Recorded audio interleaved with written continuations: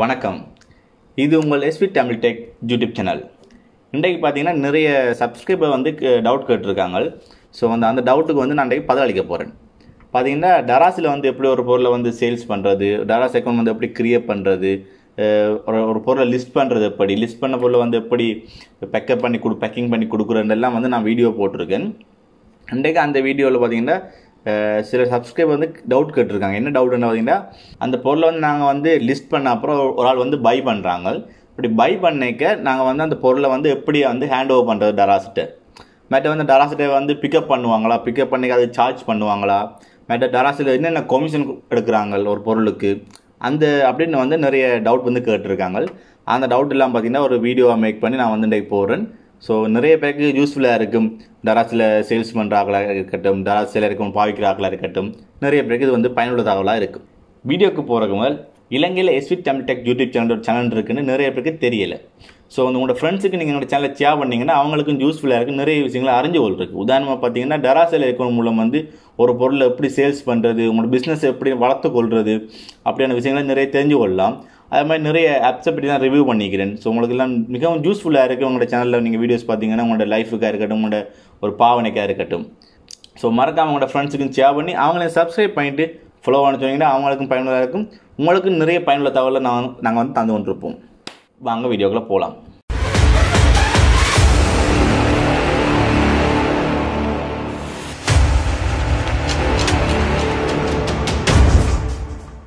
டராஸில் இருக்கும் எப்படி கிரியேட் பண்ணுறது, அது மூலம் எப்படி ஒரு பொருளை லிஸ்ட் பண்ணுறது, ஃபுல்ஃபில் பண்ணுறது எப்படி, பொருளை பேக்கப் பண்ணுறது எப்படி, அப்படி பிளேலிஸ்ட்டில் ஒரு வீடியோவே போட்டிருக்கோம். நீங்கள் பிளேலிஸ்ட்டில் போய் எங்கள் சேனலில் பிளேலிஸ்ட்டில் போய் டராஸ் செல்லர் அக்கௌண்ட் ஒன்று இருக்குது, அதில் போனீங்கன்னா உங்களுக்கு முழு வீடியோவும் பார்த்துக்கொள்ளக்கூடியதாக இருக்கும். அதுக்குரிய லிங்கை மேலே ஐ பட்டனில் கொடுக்குறேன், மறக்காமல் கிளிக் பண்ணி பாருங்கள், உங்களுக்கு மிகவும் பயனுள்ளதாக இருக்கும். இப்போ பார்த்தீங்கன்னா நீங்கள் ஒரு டராஸில் அக்கௌண்ட் எப்படி கிரியேட் பண்ணணும்னு தெரிஞ்சிருக்கும். ஸோ நீங்கள் கிரியேட் பண்ணிட்டீங்க அன்றைக்கி நீங்கள் டராஸில் அக்கௌண்ட்டுக்குள்ளே நாங்கள் ஓப்பன் பண்ணி உள்ளே போகிறோம்.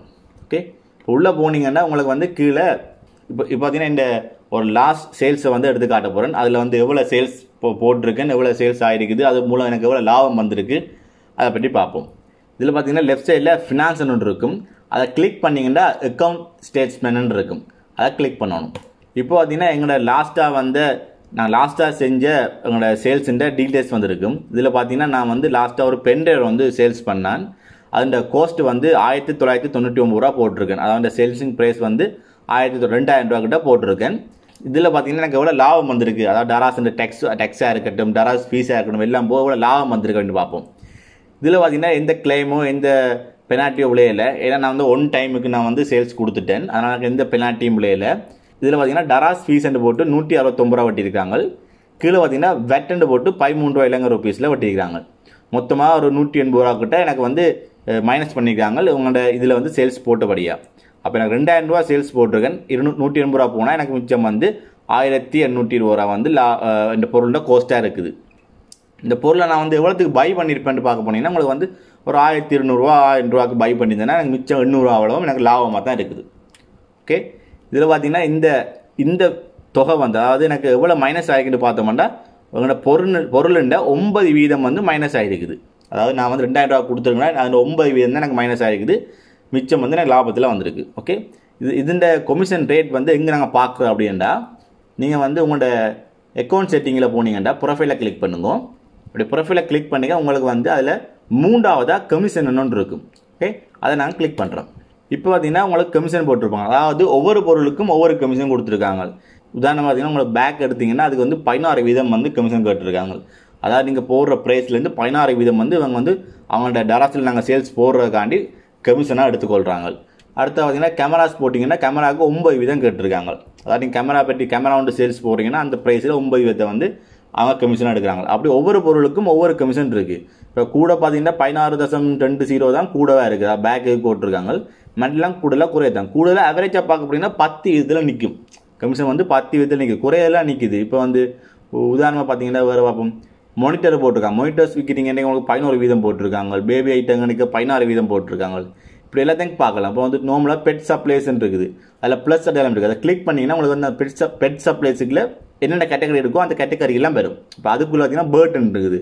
அப்போ அந்த பேர்ட்டுக்கு 6.0.2 கமிஷன் போட்டுருக்காங்க. பேர்ட் சம்மந்தமான ஃபுட்டாக இருக்கட்டும், அது சம்மந்தமான ஏதாவது சேல்ஸ் போடுங்க உங்களுக்கு 6% வந்து கமிஷனாக அவங்க வந்து விடுறாங்க. அதை விட வேட் டெண்டர் கொஞ்சம் வந்து எடுப்பாங்க. சில கம்பெனியும் வேட் டெண்டர் கொஞ்சம் எடுப்பாங்க. ஒரு 13 ரூபா 20 ரூபா அதுக்குள்ளே வேட் டெண்டர் வரும், மிச்சம் கமிஷனில் வருது. ஓகே, இப்போ உங்களுக்கு கமிஷன் எப்படின்னு பார்க்கணும்னு விளங்கிருக்கு. உங்களோட பொருளோட கமிஷனை வச்சு தான் நீங்கள் வந்து உங்களோட ப்ரைஸை வந்து அனலைஸ் பண்ணணும். இப்போ வந்து உங்களோட கமிஷன் எவ்வளோ இருக்குன்றக்க அதுக்கு மேலே கொஞ்சம் வெட்டுக்கும் கொஞ்சம் காசையும் போட்டுட்டு தான் நீங்கள் லாபத்தையும் வச்சு உங்களோட பொருளுக்குரிய ப்ரைஸை வந்து தீர்மானித்து நீங்கள் லிஸ்டிங் பண்ணணும். இல்லாட்டி உங்களுக்கு வந்து நட்டத்தெல்லாம் போகும். ஓகே, இப்போ உங்களுக்கு விளங்கிருக்குன்னு நினைக்கிறேன் கமிஷன் அப்படி பார்க்குறது, அதை வச்சு அப்படி ஒரு பொருளுக்கு லிஸ்ட் பண்ணுறது அப்படின்ட்டு. அடுத்தா பார்த்தீங்கன்னா நீங்கள் வந்து சேல்ஸ் போட்டிங்க. டராஸில் வந்து ஒரு சேல் ஒன்று போட்டிருக்கீங்க, அதை ஒரு வந்து பை பண்ணிட்டார். இந்த பொருளை நாங்கள் வந்து என்னென்னு கொண்டு சேர்க்குறது அப்படின்ட்டு.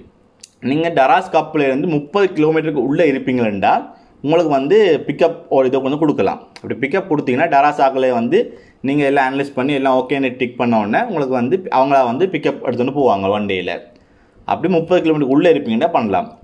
இல்லை நீங்கள் 30 கிலோமீட்டர் தள்ளி இருந்தாலும் உங்களுக்கு அதுக்கு ஒரு ஆப்ஷன் கொடுத்துருக்காங்க. அந்த ஆப்ஷனுக்கு நீங்கள் என்ன செய்யணும் அப்படின்னா, நீங்கள் வந்து செல்லர் சென்டர் அக்கௌண்ட்டுக்கு வந்து நீங்கள் வந்து ஒரு இமெயில் வந்து பண்ணணும்.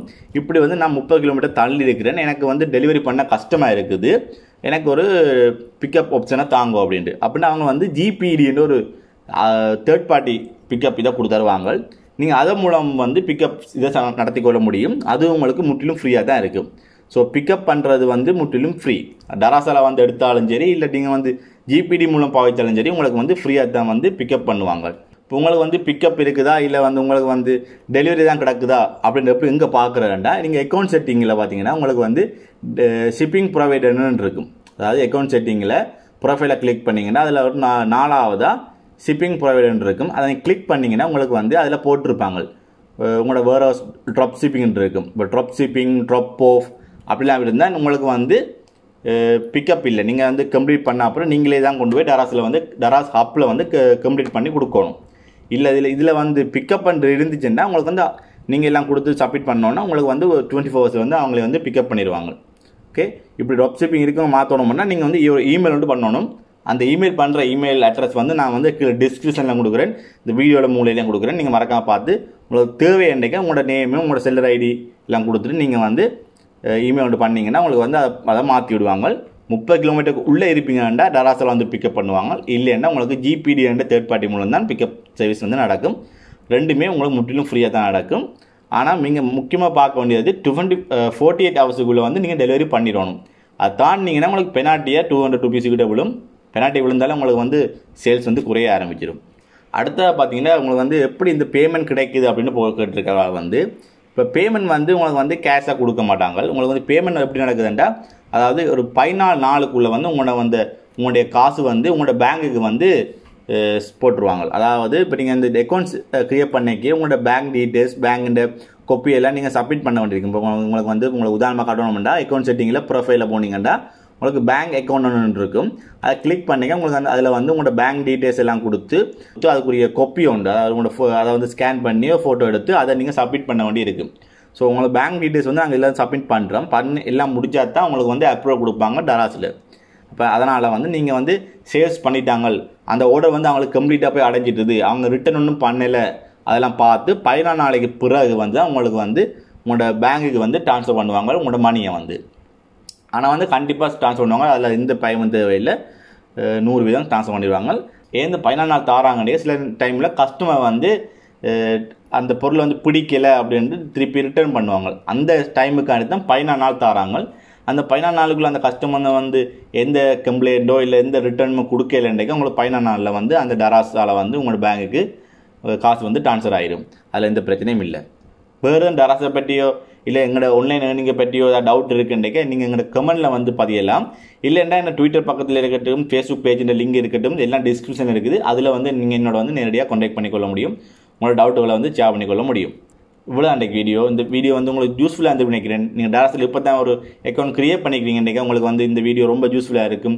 ஒரு பொருளோட கமிஷனாக இருக்கட்டும், எப்படி பேங்க் காசு வருது, எப்படி ஒரு பொருளை நீங்கள் ஹேண்ட் ஓவர் பண்ணுறது, அந்த டீட்டெயில்ஸ் எல்லாம் இதெல்லாம் போட்டிருக்கேன். உங்களுக்கு இதுக்குரிய இமெயில் அட்ரஸ் டீட்டெயில்ஸ் எல்லாம் நம்ம டராஸ் செல்லரை கொண்ட ஃபோன் நம்பர் கூட நம்மளோட டிஸ்கிரிப்ஷனில் போடுறோம், மறக்காமல் பார்த்துக்கொள்ளுங்க. ஏன்னா உங்களுக்கு வந்து டவுட் இருக்கே, நீங்கள் அவங்களுக்கு கால் பண்ணி காய்ச்சி கொள்ளலாம் உங்களோட கிளியர் பண்ணுறதுக்காண்டி. இதே மாதிரி வீடியோ பார்த்தீங்கன்னா எங்களோட சேனலில் வந்து நிறைய வரும். வீடியோ பார்த்ததுக்கு மிக்க நன்றி. மறக்காமல் எஸ்வி தமிழ் டெக் யூடியூப் சேனலை சப்ஸ்கிரைப் பண்ணிட்டு பக்கத்துக்கு பெல் ஐக்கனை கிளிக் பண்ணி ஆல்ல போட்டு விடுங்க. அப்போ தான் நாங்கள் போகிற எல்லா வீடியோவும் உங்களுக்கு நோட்டிஃபிகேஷனில் வரும். மறக்காமல் நாங்கள் சொன்ன மாதிரி உங்களோட ஃப்ரெண்ட்ஸுக்கும் ஷேர் பண்ணியிருக்கோம் உங்களோட சேனலை. அவங்களுக்கும் பயனுள்ளதாக இருக்கும், உங்களுக்கும் பயனுள்ள தகவலை நாங்கள் வந்து தந்து கொண்டே இருப்போம். நன்றி, வணக்கம்.